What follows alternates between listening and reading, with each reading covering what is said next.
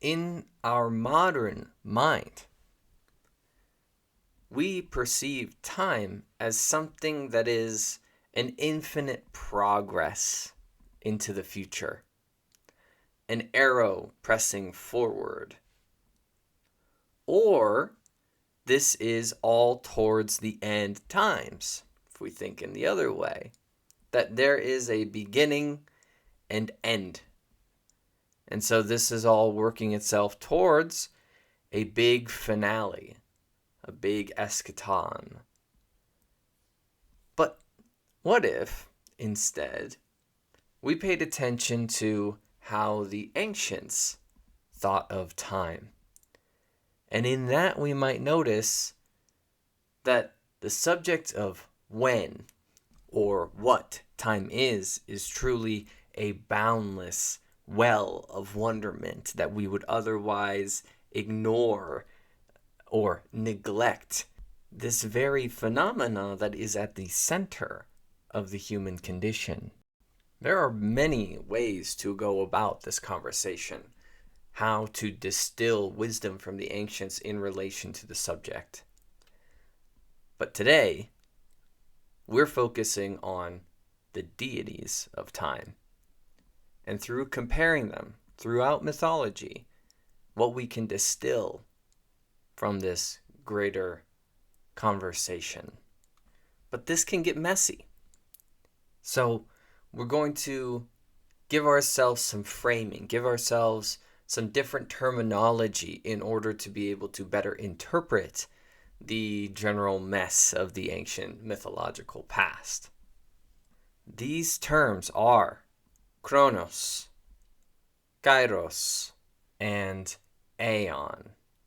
Roughly speaking, Chronos is what we know. Chronos is that early tirade I gave in the beginning. Chronos is the way that we approach time in the modern day, as a general term in the Western world at the very least. This is measured time. An hour, a day, a month. Measurement, convention. That time is something to be spent or something to be wasted. This is a plot. This is a cage. This is a matrix. Don't take that too far.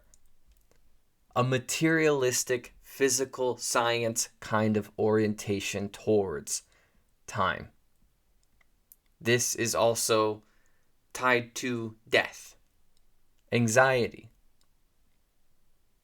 ego, how you must assert yourself because time is wasting and you'll be wasted by it.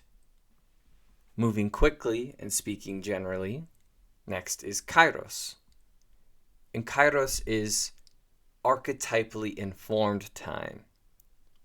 What do I mean? The better question is, what kind of time was it? If you experience a synchronicity, if you experience an event that calls you back to a previous memory in your life, and that gives you a greater perspective on your life, this is very significant. And this is Kairos. This fatedness is one way of saying it. This deja vu-ishness. These little blips that happen to us that knock us out of Chronos, that get us thinking on the greater picture, that is a more significant feeling in time. And that significant experience of Kairos does not bring with it measurement. There is this aspect of timeliness, that now is the time. This opportunity that can present, this kind of pinch point. This, to the ancients, would have been more akin to divine intervention, or the divine speaking to you directly, illustrating something to you directly. These significant moments are an open hand of the deity. Relatably speaking, you could be waiting for something for a very long time, to the point that you have completely given up even. And then sure enough, this moment comes along. This opportunity very serendipitously presents itself to you. This is Kairos. To illustrate the point of this, the commonality of this in the ancient past, the term Kairos was used in the New Testament 86 times, and the term Chronos was used 54 times.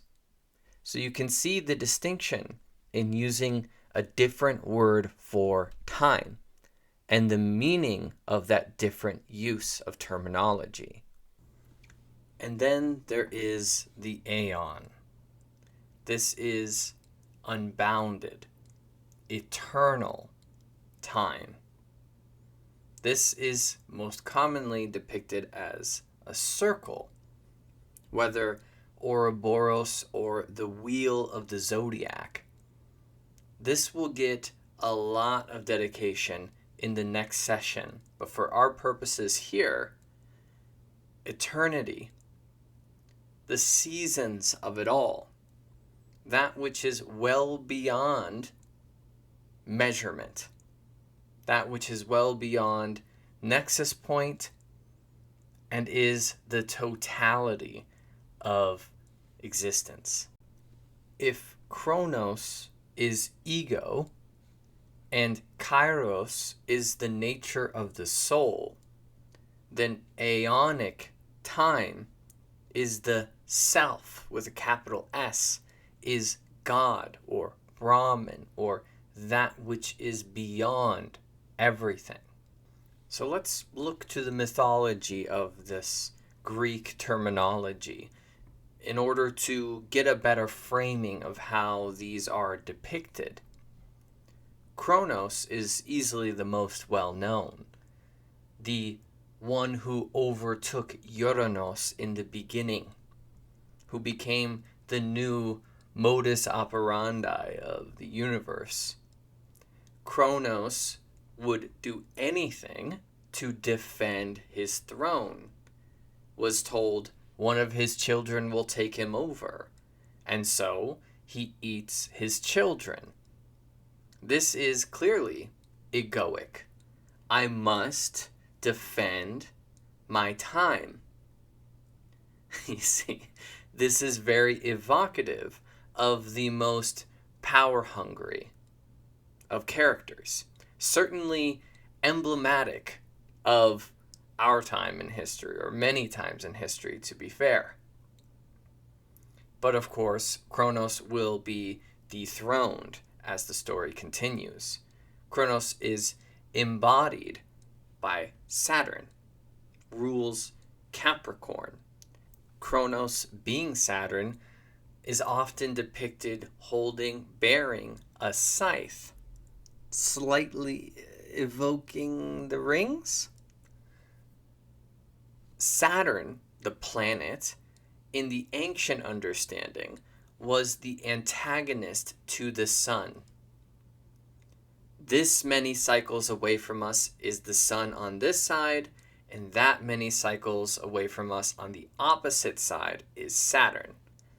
There is a diametrically opposed nature, and this is also Capricorn, the time of the year furthest away from the sun, from the beneficence and the fertility of the land. So there is a true inherent darkness to Capricorn, Saturn, Chronos, this egoic approach to time. And this will be evocative in the later formation of the devil, the horns, Capricorn. Little hint for a future session. The lesson to take away from Chronos' story is that when your time comes, you ought to be able to recognize when to step out of power, when to not overstay or overplay your hand, and to relinquish that ego instead of trying to aimlessly defend yours.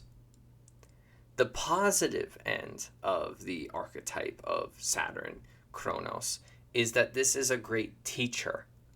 We learn through suffering. We learn through darkness. We do not change fundamental bad habits of ourselves because we're happy.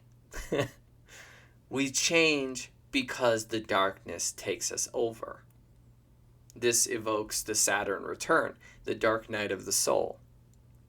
We can use suffering in order to bring about a better version of ourselves, a more beautiful future than we ever would have had otherwise.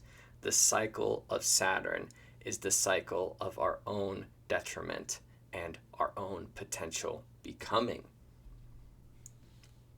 Kairos, though, is a little more obscure.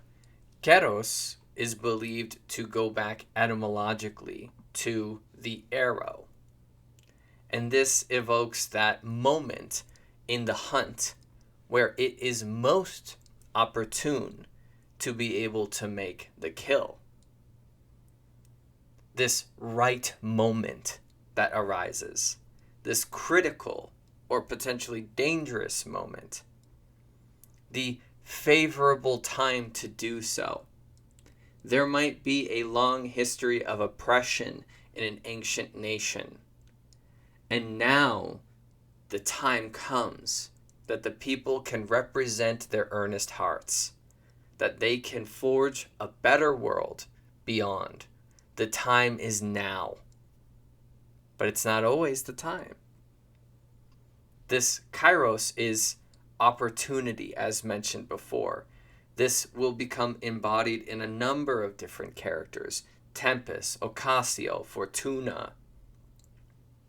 Kairos, though, is depicted as walking on a razor.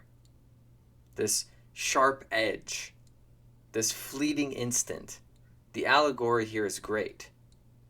He is always running, and he is always young. Opportunity is always young and always fleeting. You can see how easy it is for Kairos to be tied in with astrology. By the ancient worlds, you only had the moment to do something once the stars aligned. If you were an alchemist and you were going about the great work, you couldn't do certain parts of it unless the stars aligned. There was a time and a place to do certain things.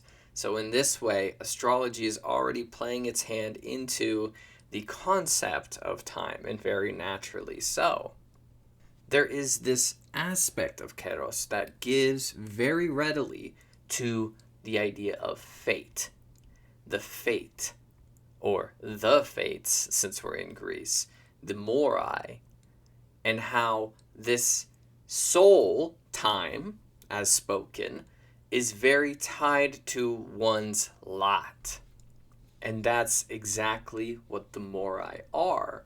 The name, the very name, morai, means shares, parts, allotted proportions.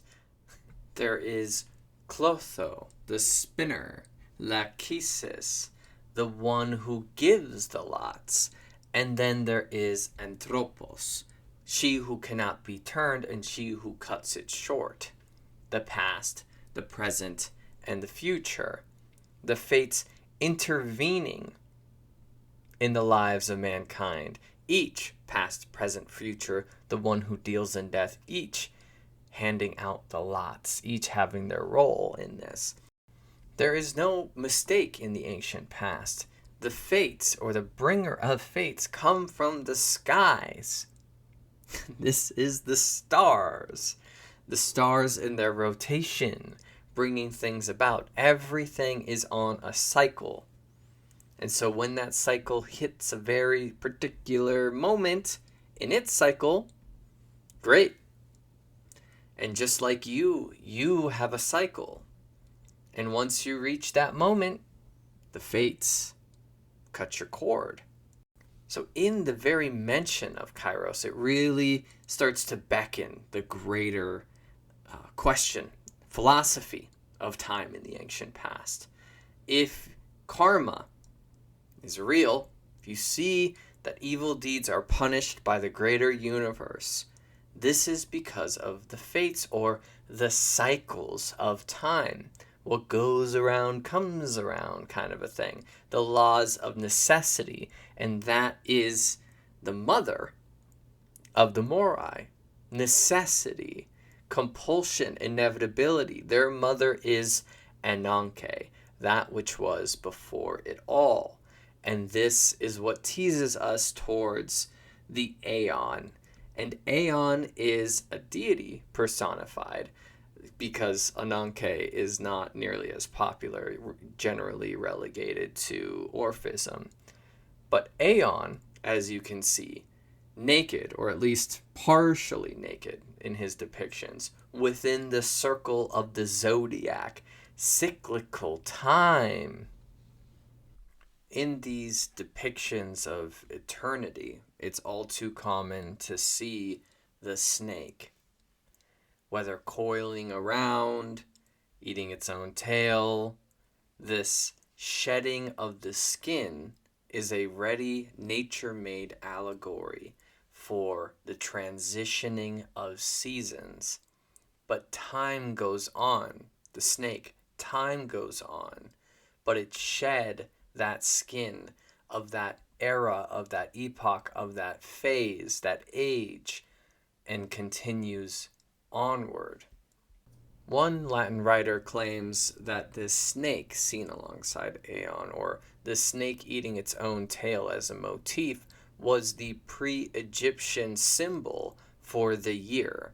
Before the alphabet was created, all of the year was embodied by Ouroboros. That's the originating iconography. That's one claim. A number of other claims are the associative deities with Aion, this being Osiris, that death, resurrection trope, Dionysus, Serapis, Persephone, and Pluto. Throughout time, Aeon's meaning is malleable, quite fluid. Is Aion actually eternity? Is Aion evocative of the seasons? Is Aion rebirth? Is Aion time with a capital T? This variates, but for our purposes, this is the greater scope of time, the time beyond the small little world we tend to operate in. Imagine with me, there are no days of the week. There is no 1 o'clock, 3 o'clock, so forth. There is no month, necessarily. We live. And we see seasons. And we observe when these seasons shift. And this more readily opens you up to the reality of eternity. That all of this is a phase. And then there's a greater phase, and a greater phase, and a greater phase. And so this is not a little prison of time. This isn't a little pocketed idea, metric of time. This is a more active experience of the whole picture, of the waxing and waning.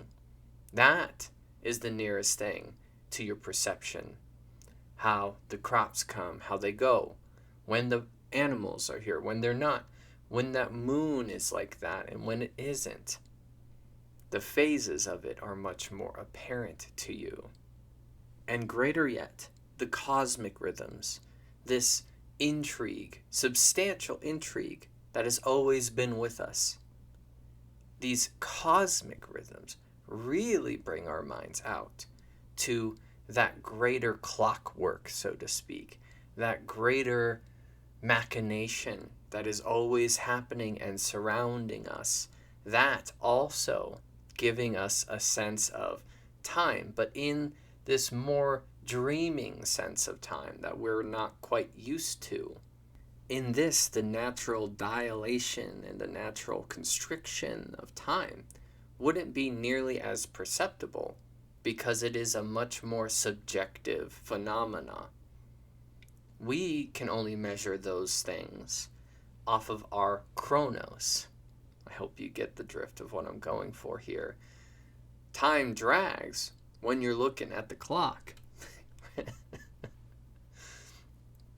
There would be a much more organic way of relating to this phenomena if that clock wasn't at all. So, I mentioned the Egyptians. Let's begin with them down our track of looking at other time deities. We can begin then with Ha. And yes, it is like that. Ha. Or Hu. That's good fun. We bumped into this before with Sia, Hu, and Heka in the Egyptian tradition. Hu, which is what I'll be saying from this point forward, is infinity, eternal life, one of the Ogdoad. The Ogdoad always come in pairs. This is the initial deities, 8, in one of the many creation stories that the Egyptians offer us. In the beginning, there were the chaotic waters, the Nun, and from there came these aspects or deities. Ha and Hahet represent eternity and infinity. You can see how those two make quite the pair. This central understanding of life, this very fundamental thing, rooted in eternity and infinity. The ancient Egyptians have a big focus on the afterlife. It is natural that such deities would be married to this, in the sense that if there is an afterlife, that would necessitate an eternal life. If it doesn't end for us here, then it goes on as everything goes on. And especially in a civilization that came from the animistic roots, it would be very apparent that this is eternal, that this is a cycle. This cycle that has gone on since the beginning, or that which was there before anything was.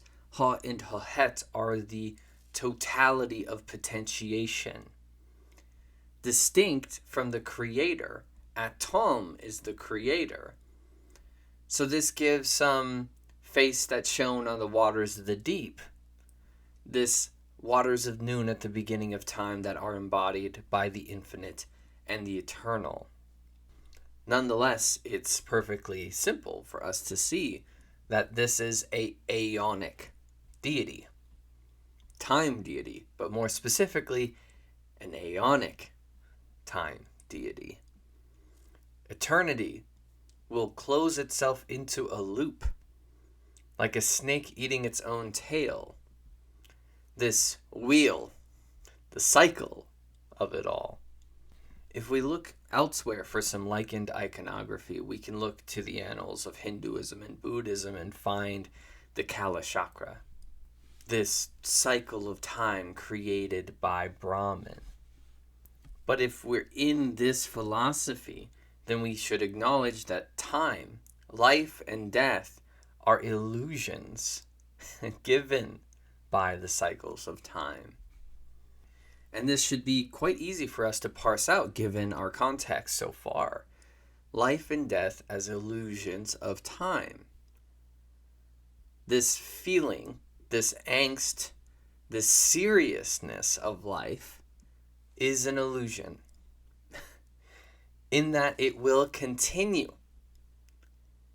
It goes well beyond, so far beyond, our little world. If we overcome time, we overcome death. What do I mean? We are in cycles within cycles within cycles. Everything observably around us outside of the Chronos is cyclical.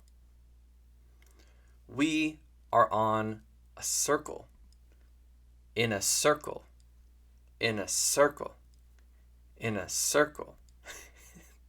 You are in an age, that is in an era, that is in a phase, and you are going through cycles, circles and circles and circles. This does not end. This is not an arrow, you might notice. This continues. The death goes to birth. The birth goes to death. So on, so on, so on.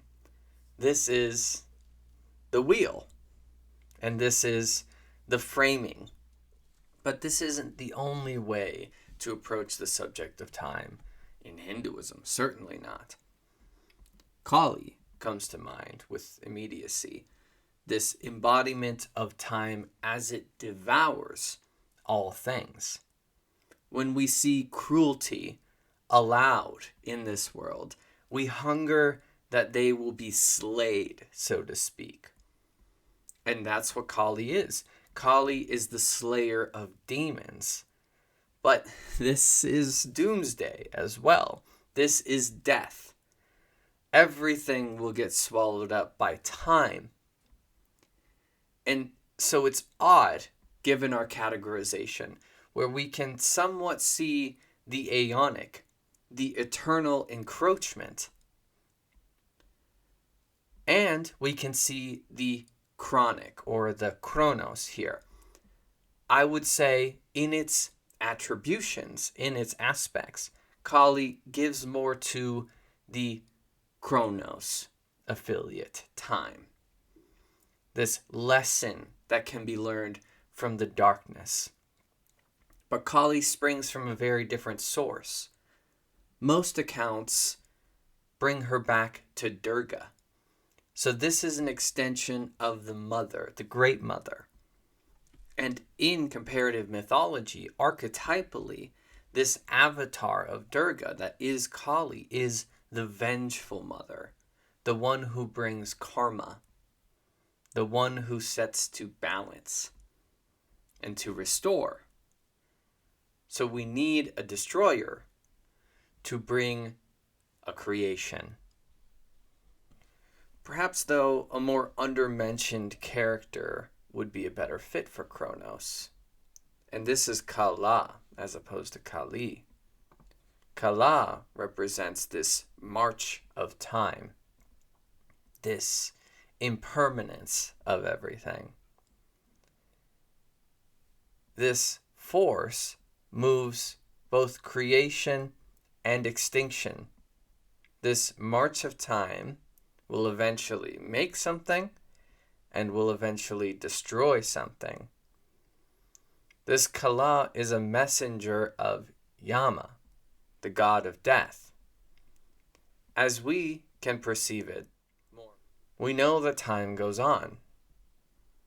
And so then we are aware of our death, or of something's eventual death.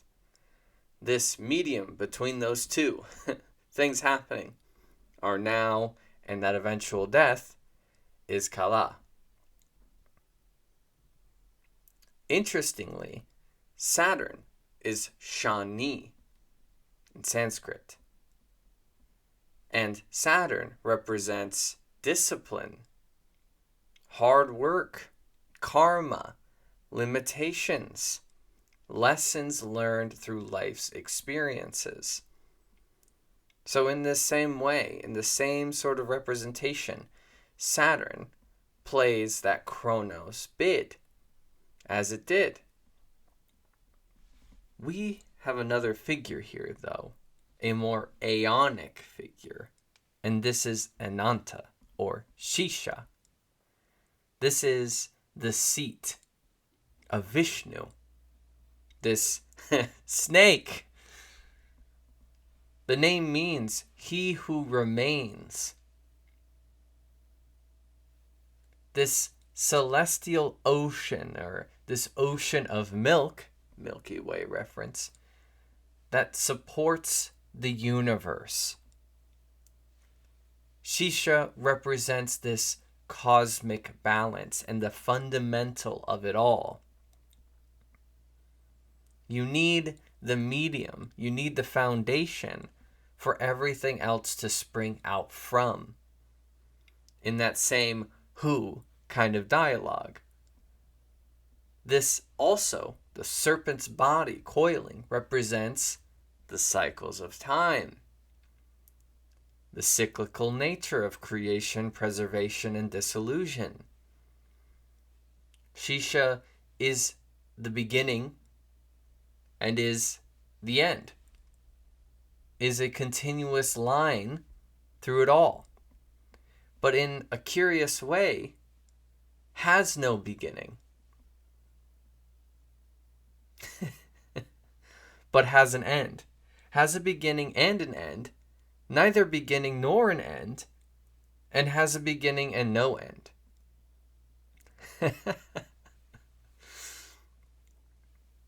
There is this beingness, this unbrokenness, this beginninglessness, this non-dual reality to the infinite. And plainly speaking, we're seeing the world serpent. We're seeing the vision serpent. We're seeing the rainbow serpent. We're seeing another play on this archetype. But here it's much more clear. It's intellectual savvy. It's exact symbolism. The coils, the complexity, the body of it all. This is the Aion. Infinite space and infinite time. That which was at the beginning and that which will always be. That which was the substance that the Creator undertook for creation. To paraphrase a story, there was a seeking of this nectar of immortality by the gods, and created instead this poison that threatened to take over the whole universe, to ruin it all. And Shisha swallowed the poison and was poisoned, but ultimately survived, saved the universe. This is something about how eternity works it out. It's all cool. It's all good. It will work out. A knot will become loosened in time.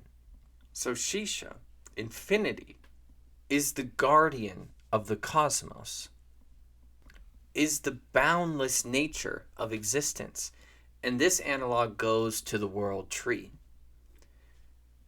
If in the beginning there was an initial form of life, and that form of life fractals outward, becomes primate, becomes fish, becomes avian. This is a seeking. Life is experimenting. It's in a play. It's moving in all directions. It's Leela. This complexity is the ever meandering body of Shisha, of infinity. That's how we can spread this out some more. If there was an issue with this species, if this was a poison unto the earth, it moves. It innovates. Time works it out. All too often, the tree of life, the tetragrammaton, what have you, represents the underlying metaphysical nature of the universe. And so, too, we have Shisha. And it's no accident then that we always see these trees in mythology, this kind of tree with a snake. The timelessness and the absolute. And if we really got down to it, in this kind of framing, the past, the present, and the future coexist in him simultaneously. Everything's already happened. And everything is already done. And everything is complete. Actually, outside of illusion. From here, I want to do a little bit of a spin. I want to introduce the Tridevi. These are not time deities, but you'll see why I'm doing this later. This triad is of the supreme goddesses, the eminent goddesses in Hinduism: Saraswati, Lakshmi, and Parvati. Saraswati is the goddess of learning, arts, music. Lakshmi, fortune, wealth, fertility, spiritual fulfillment. Parvati, power, war, beauty, love. There are plenty of analogs to go from there. But in the oddest way, this is a direct lineage to the fates, bringing back that fates end, that Kairos end of our investigation. Because if we look to pre-Islamic Arabia, we'll find Manat or Anat, this goddess of fate, fortune, time, and destiny, shown as 3 chief goddesses, this overlooking of the fates. The former attributes of the Tridevi are shined in a different light now. How the fates can bring art, how the fates can bring war, somewhat mixed in perhaps with a muse kind of emblem, aspect. This triplicate form is made in Mother Crone and goes all the way back to the Paleolithic and then some. This presentation of Anat, the 3 chief goddesses, is emblematic of the Tridevi and is emblematic of the fates. The Morai, Clotho, Lachesis, Anthropos, and the Norns of Nordic mythology, in the same vein, those who decide the fate, the fortune, and the destiny, being 3 goddesses in particular. Now, in the case of the lead here, Anat, of this 3, the husband comes under some ambiguity. There is Hubal, who is a warrior god, who also controls divination. So if we are to throw out lots, or if we are to give a ceremony to make a decision, Hubal would be the warrior god that would give that decision. Very natural marriage to Anat. Or the husband consort is Quasah, the god of storms, very analog to Baal. So let's dive a little deeper into this.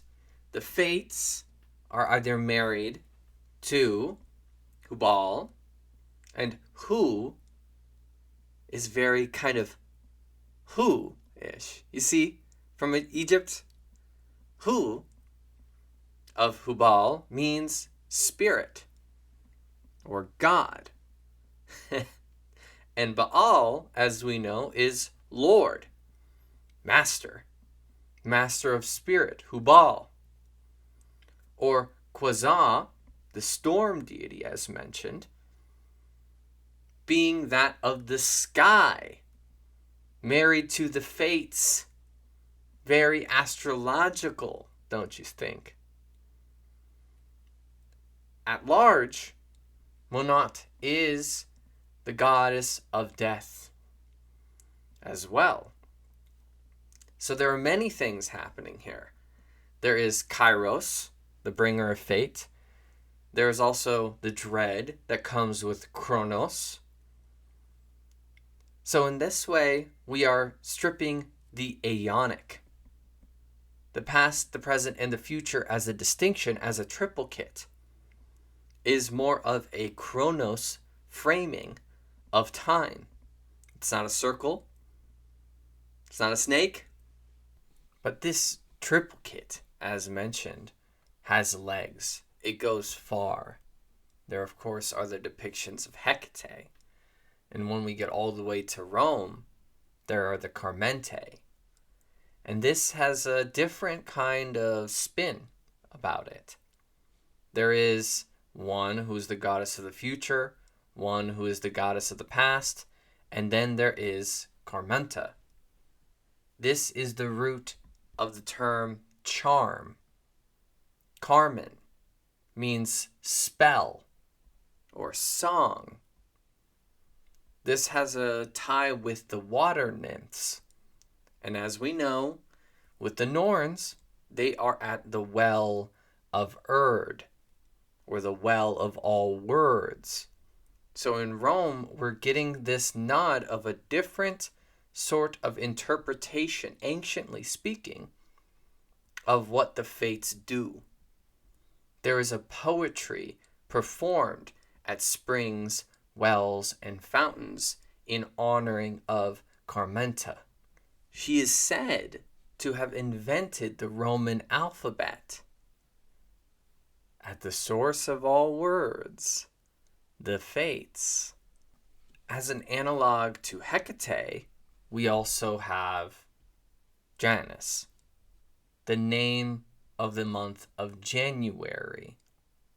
Janus is two-headed because he presides over the transition between beginning and end. This is a liminal deity in the same way that Hecate represented transitioning between. If you enter the house, you enter the entrance, that whole thing. So Janus represents the end of that year, moving into the beginning. But this also applies in all directions. Doorways, dualities, time, all manner of transitions, two faces looking in both directions. If you are at the cusp, the precipice of a new era of your life, you will look back. You will think of what has been, of what you've been through. But also, you will be curious about what will be. And lastly, when it comes to Rome, is Eternitas, where the word is really starting to come out now in the mythological figure, Eternitas. In the various depictions, we see her holding in her right hand a globe with a phoenix. There's that rebirth. There's that resurrection. Time brings it back. She's also seen holding a sun and a moon. Cycles of the solar system, yeah? Also, an eagle perches. The spirit overlooking it all. The eagle flies highest, higher than anything else. Eternitas is also holding a snake that bites its own tail, sitting on a globe covered with stars.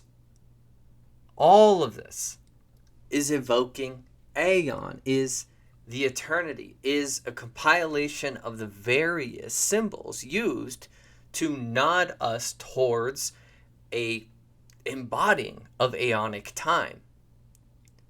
Of that entering your mind, a subtle scratching at your veil of the Aeon of it all, of the eternity of it all. At this juncture, though, we should ask, what's happened?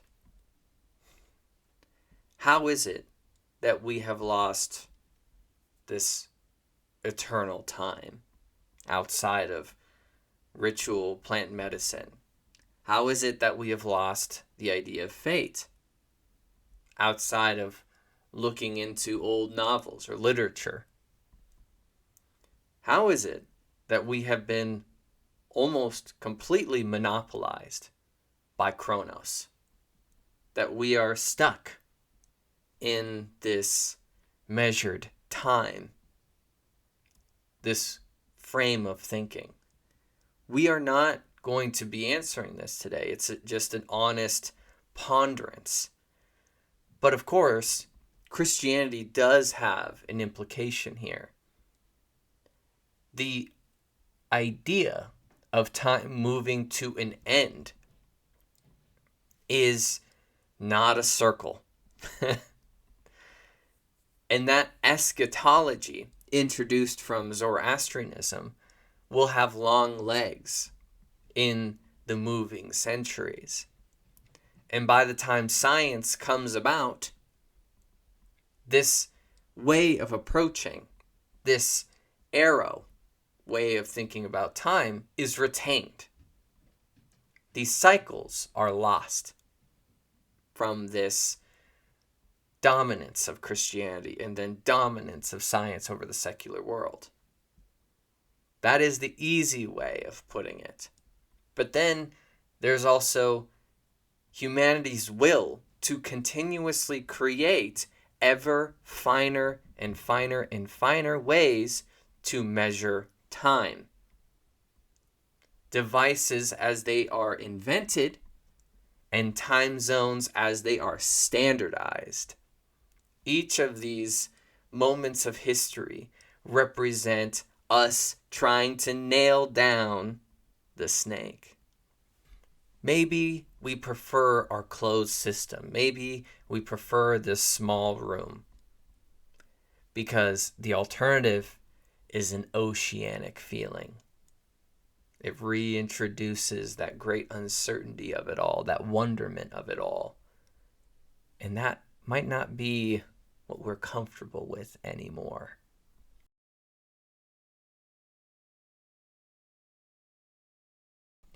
The Spiritual Studies course is an effort towards free public education on matters of spirituality, mythology, and comparative religion. Given how these subjects tend to be handled on the internet, this course militantly will keep it sober, unbiased, without sensationalism and hyperbole. If you want to support this earnest effort, this overall passion project, look to the Buy Me Coffee page in the description box below. Buy Me a Coffee can help me buy a book for research, a primary source. If you enjoyed this session, it's in thanks to Kristen, Deborah Cano, Nora, Lucy, The Irrational Sage, Scorson, Craig Mitchell, and quote someone. Thank you for making it this long. Keep wondering, keep seeking.